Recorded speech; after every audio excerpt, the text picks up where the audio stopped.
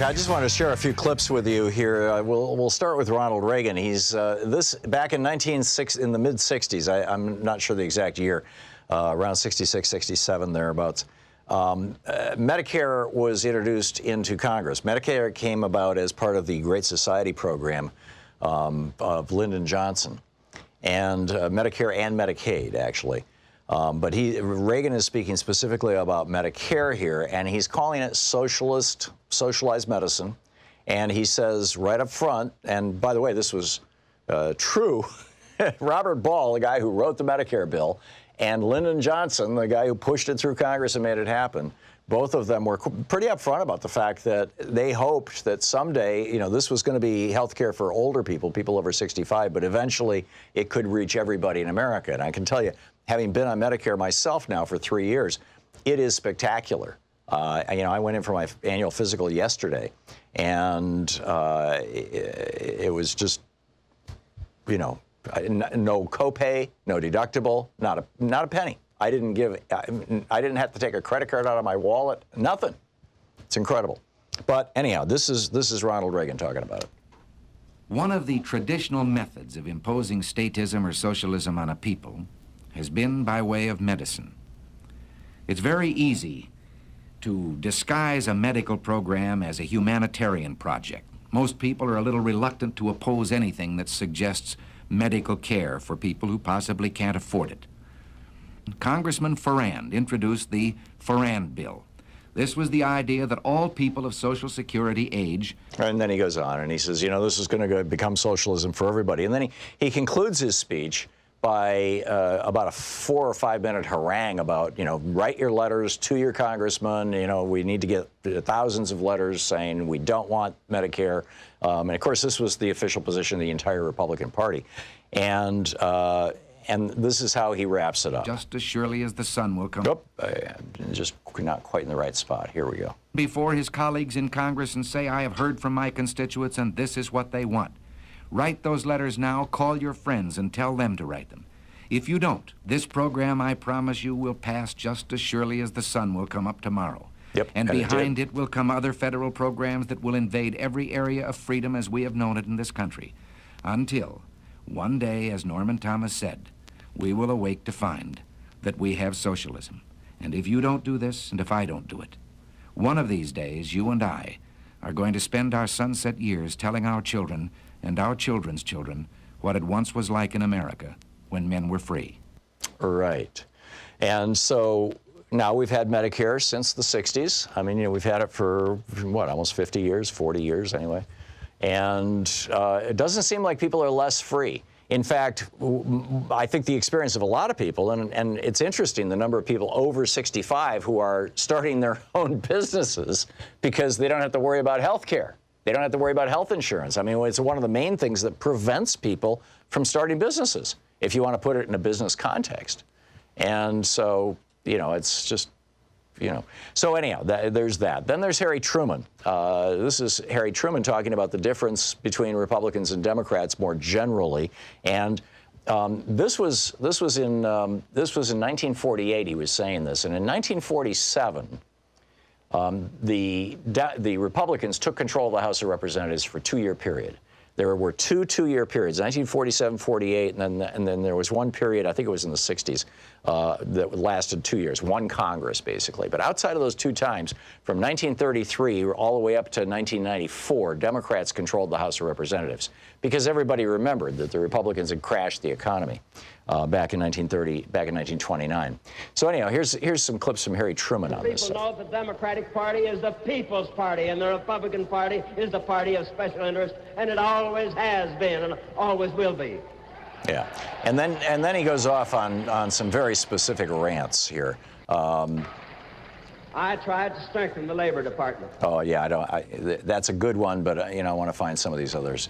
Time and again, I've recommended improvements in Social Security law. There we go. See, including extending protection to those not now covered, increase the amount of the benefits, reduce the eligibility age of women from 65 to 60 years.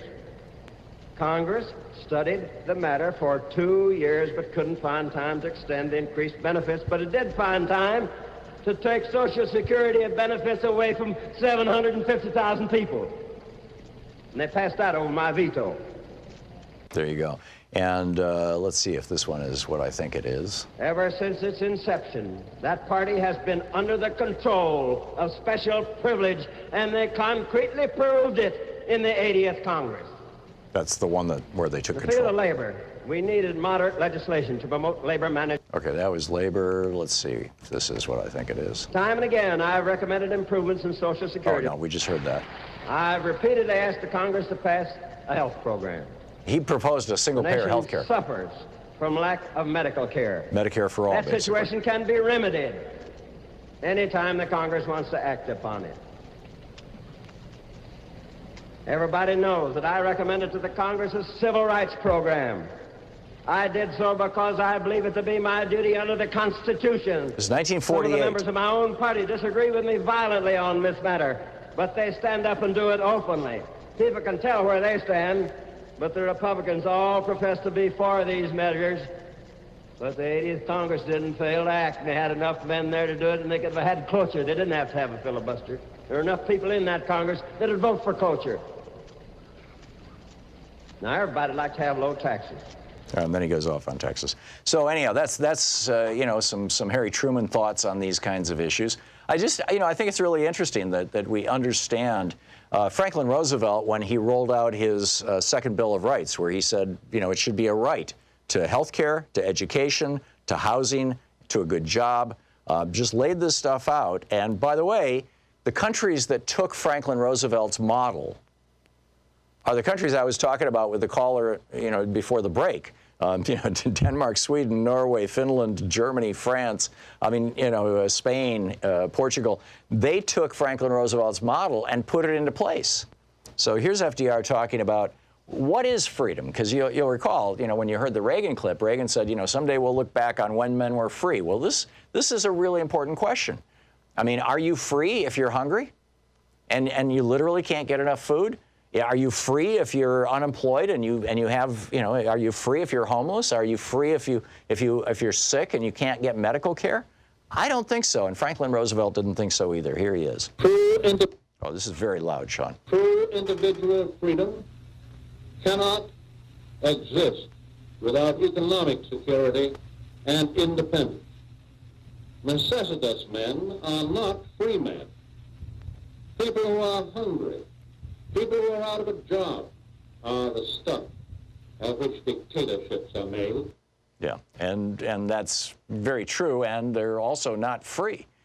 So, and then this is one last clip, and then I'll go back to your calls. This is Franklin Roosevelt talking about how big money had seized the Republican Party and the U.S. government from the 1920s until 1932 and caused the Great Crash. And he took government back from big money, fought big money back, and it wasn't until the 1970s the big money started having big successes with the Supreme Court in 76 and 78 with the Buckley and First National Bank decisions saying that, you know, billionaires can own politicians. And now we've got a full-on oligarchy for the last 20 years. The only kind of legislation that gets passed, by and large, is legislation that is what rich people want.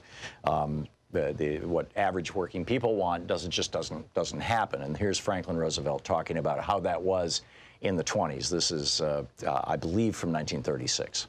We had to struggle with the old enemies of peace, business and financial monopoly, speculation, reckless banking, class antagonism, sectionalism, war profiteering. They had begun to consider the government of the United States as a mere appendage to their own affairs. And we know now that government by organized money is just as dangerous as government by organized mob. There you go. And that applause just goes on and on and on and on. And I mean, we'll cut it off here, but it's just like people get it, right? And they got it. They figured out that what Franklin Roosevelt was telling them was just absolutely what is.